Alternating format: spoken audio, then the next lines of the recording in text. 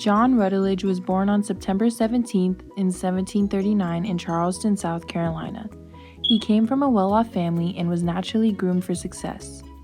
He was the second youngest out of 8 children. But unfortunately, when he was 11 years old, he lost his father, and his uncle Andrew was his guardian and raised him as his own. Andrew Rutledge was a lawyer and Speaker of the South Carolina House of Assembly, so naturally Andrew groomed John to take his place in the political world.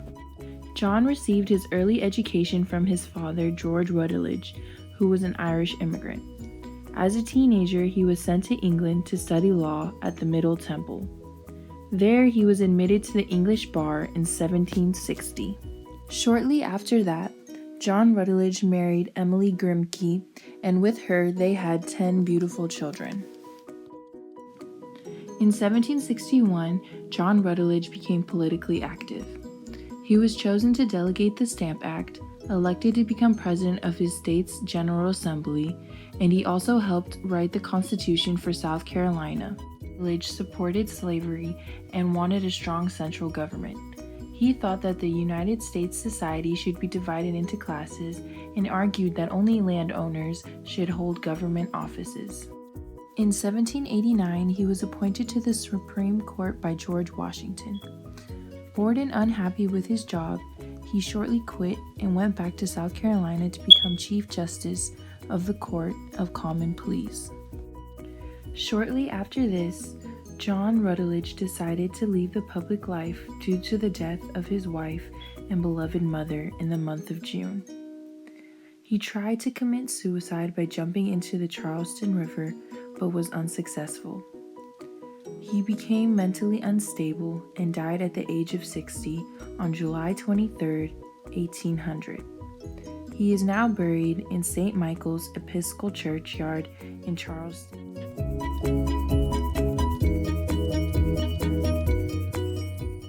Plessy v. Ferguson took place 30 years after the Civil War, during the era of Reconstruction, when racism and segregation were still major issues. In 1890, the state of Louisiana passed the Separate Car Act, which required separate but equal accommodations for blacks and whites on railway cars. In 1891, a civil rights group named the Citizens Community formed to test the constitutionality of this act by seating one of their members in the white compartment of the train.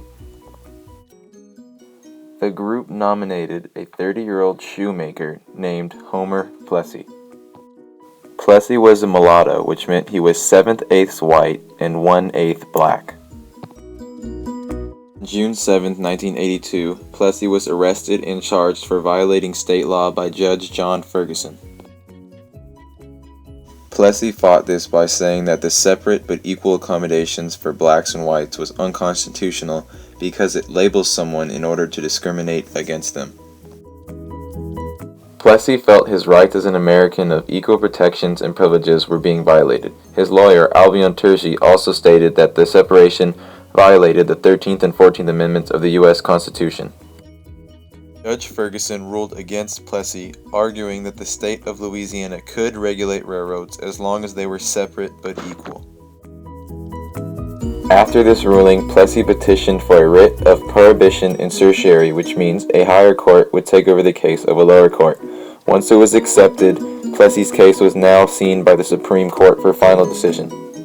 In May 1896, in a 7-1 decision, the Supreme Court ruled against Plessy, majority coming from Justice Henry Brown.